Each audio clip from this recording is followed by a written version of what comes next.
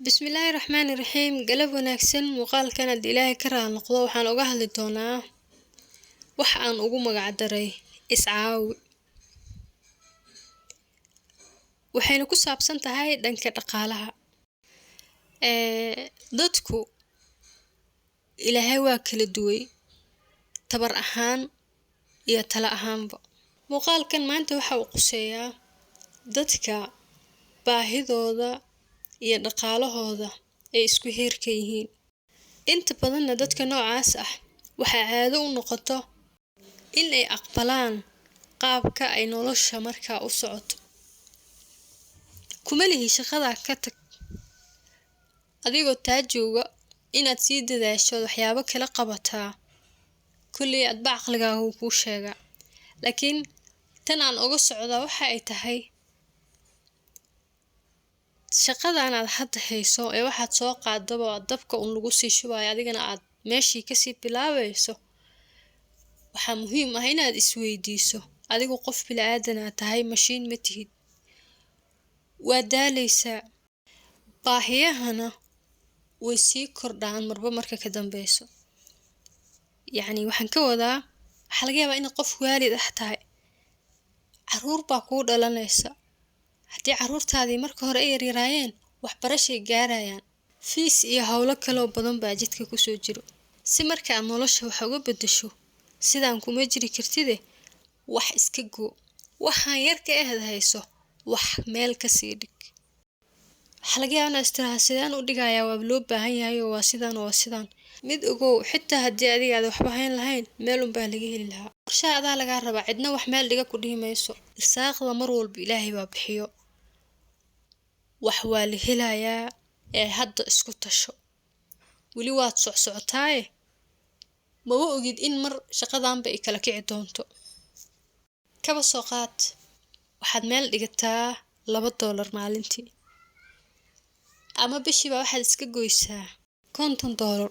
Haddii aad maalintii $2 meel dhigan jirtay bishii waxay ku noqonaysaa $60. Sanadkii meeqay noqonaysaa? Waxay noqonaysaa $720 meelaha. Haddii aad 3 sano aruuriso meeqay noqonaysaa? $2160 bay noqonaysaa. Maalinkaas waad awoodaa inaad wax ku furato. Meel yaroo kiradeedana ay sidaa u badnayn haddii aad raadsato oo waxyaabaha suuqoodi fiican yahay aad soo geliso qofna aad u dhiibato. Waxa laga yaabaa markaad qofka lacagta aad siinayso iyo wixii meeshaas lagu soo celinayo aad iska goyso. Mushaarka aad ku shaqeyso lacag ka badan oo faa'iido inaad ka hesho. Ganacsiga Ilaahay baa barako geliyay. Qof u shaqeyntiiba bari inaad kaga maarantaa laga yaabaa. Marka waxa la yiri ma tashiishaa ma taajiro. Qofka wax yar aan qorsheysan karin wax weyn wax kuma qaban karo. Ma qorad xumo maal guran ka daran. Soomaalida aad bay uga mahmahday. Hooyooyin guriyaha iska joogo yaa biilka la siiyo $1 ay ka aruuriyeen. Nolosha wax weyn kaga bedela oo ama reerkooda wax ugu qabato ama ayadiiba wax madax banaan ku samaysato si hadhowna ay reerka dhinaceeda uga kaabto. Haddii odayga wax ku dhacaan ayadu ay u noqoto qof noloshii sii wadi karto. Dadka dhaqaale ahaan in ay sareeyaan lagu tiriyo intooda badan nolol adag bay ku soo koreen. Sida ay waxa ku tabceena ma aha wax hal mar jug u soo yiri. Sida aan hadda ka hadlayno iyo si ka sii daran yay wax ku tabceen. Laakiin anaga badankeena waxaan sugnaa mar ay lacag fara badan noo imaatoon inaan dhul ka gadano oo aan ganacsiga ka furno. Maya midda yarta ah waxa aad ka aruuriso yaad berito boos ku gadan kartaa ama ganacsi ku furanaysaa ama aad dadku la shirkoobaysaa. Soomaali baa laga helaa dad bishii $1 ama $500 ku shaqeeya waxna aan ka safgaraysan. dadkan Kenyaanka ah waxyaabaha aniga aan ka arkay aadka ii soo jiitay waxaa ka mid ah gabadha guriga kaaga shaqeysa kuwa seexanaya baa waxay qaataan qiyaastii $90 ama $80 meelaha. kuwa kale ee half-day-da ama maalinta half-keeda ku shaqeynayana waxay qaataan $40 $50 qaarkood $30 bay qaataan. waxay ku xiran tahay reerka iyo dadkiisa intuu leeyahay ama shaqadiisa.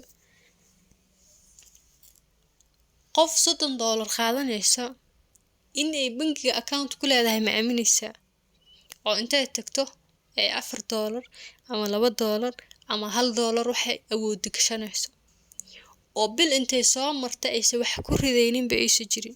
laakiin mid loo shaqeynayo waxa laga yaabaa inay weligeedba bangi account ka furanin, waxaan say u soo qaado ay mid ay calal ku gado iyo mid ay qasqas ku soo aruuriso intaaba kama badno.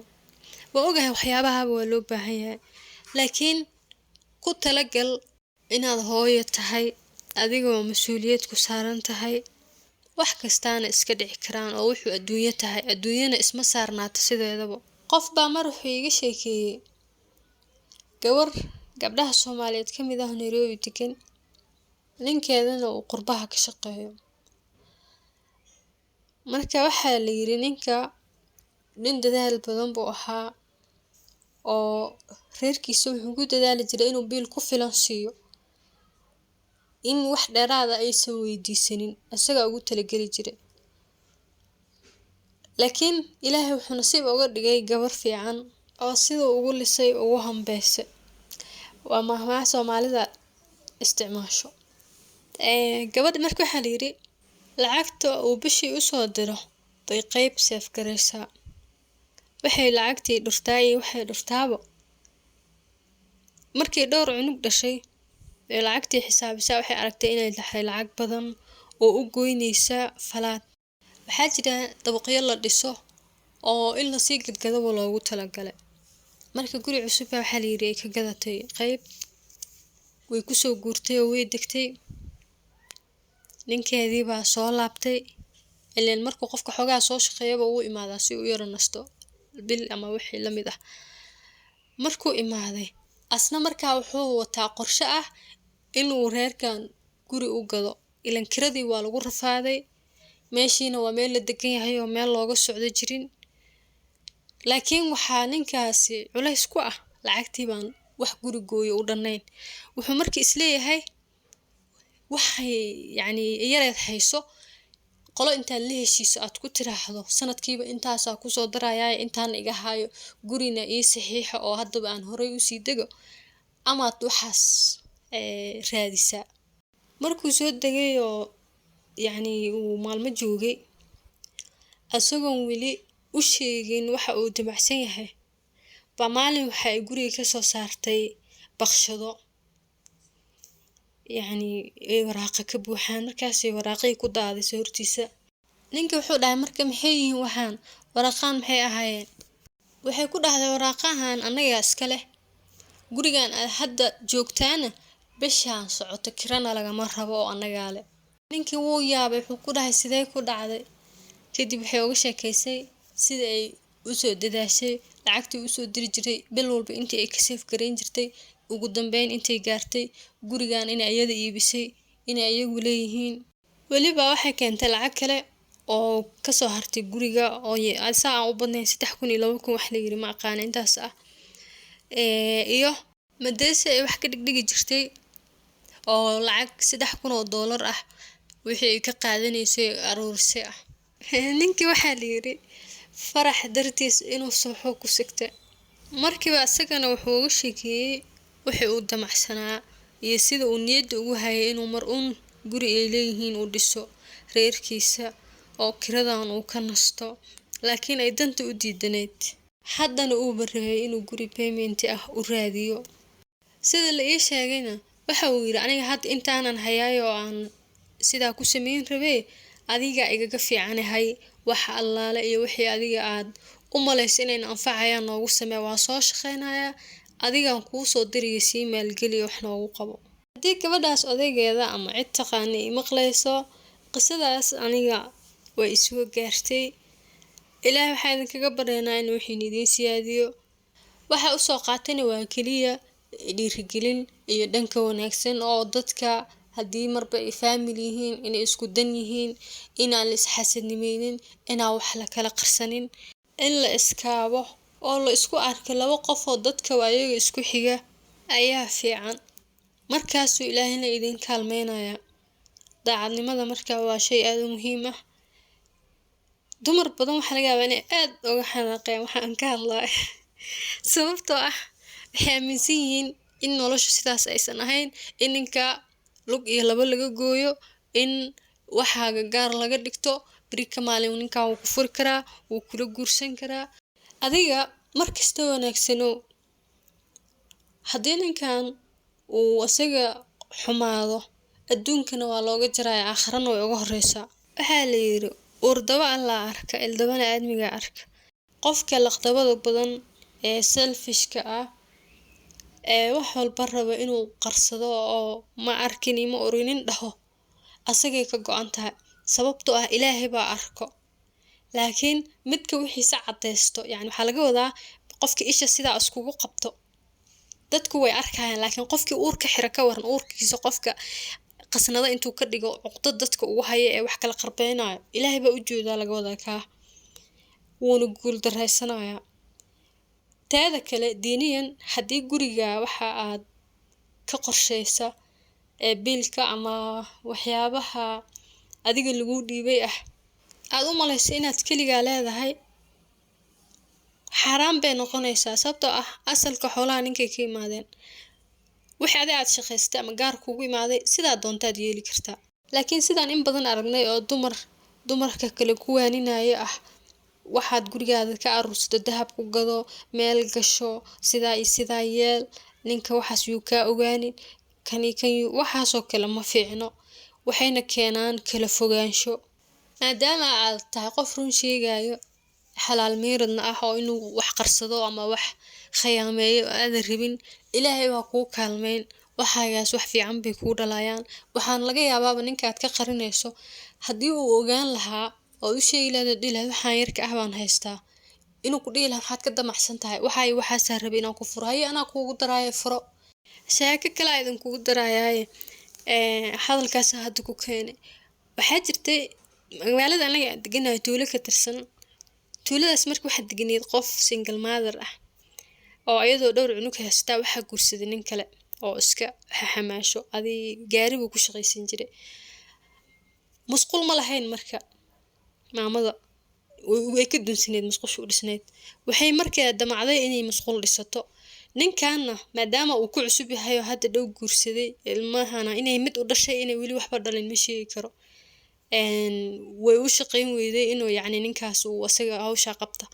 kadib baa waxay samaysay inay wax aruur. waxaan moodaya in la lahaa qoryay gedgedi jirtay iyo dhuxul wax la yiri ma ogi. adiga lacag 20,000 oo lacagta Kenya waxay u dhigmaysaa $200 meelahaas. markay u gaartay baa waxaa la yiri waxay dalbatay gaari dhagaxa xogaa ismiiday waxna way soo gadgadatay. ninkii wuu la yaabay, wuxuu ku yiri maxaad sameyn rabtaa? waxay ku tiri waxaan rabaa inaan musqul dhisto, musqusha waad arkaysaa way duntay. markaas wuxuu ku yiri oo lacag lagu dhisaadaysaa? maya, waxay ku tiri waxaan aruuriyay lacagta intaas ahayd, marka wixii ay goysaan hadda ku soo qaaday. marka bloggaan rabaa inaan u dhaliyo. blog Soomaali waxaan u maleynayaa buluketi bay u yaqaanaan. ninkii marka aad intuu ula yaabay wuxuu yiri gabadhan waaba gabar fiican oo isku day sameynayso, dadaalaysa, maadaama ay wixii iyada hadda haynin uba dhisba adiga. wuxuu ku yiri musqusha anaaba dhisaya sideeda. musqusha markaas waxaa la yiraahday $1,000 camal ku bixisay. maxay ka haysaa iyada $200 bas ah. faraha kala wax buu ku yiri blogga intaadana dhamaystir, inta kalena anaa israacsanaya. waxa la yiri bloggeedii way dhashatay 20,000 markay isku dhamaatay. asaga gaari kale oo dhagax dalbay, bloggi intii ka dhinaabuu uu dhaliyay, shaqaal uu geliyay, musqul qatar uu dhisay oo sewage ah. sooyinkan dhamaantood isku tashi bay quseeyaan iyo saving oo qofka barto. waxaa kale oo quseeyaan daacadnimada, samirka, ilaa waxaan dhaqso wax ma dhalayaan. xigmada aad iyo aad u fara badanna way ku jiraan. ma rabo inaan sii kala qaadqaadee. aad baad u mahadsantihiin. waxaan rajeynayaa qof kasta oo maanta muuqaalkan daawaday inuu ku dadaali doono shaqadiisa haba yaraatee inuu wax un bishii ka soo karayso ama maalintii hadba sidii uu awoodo.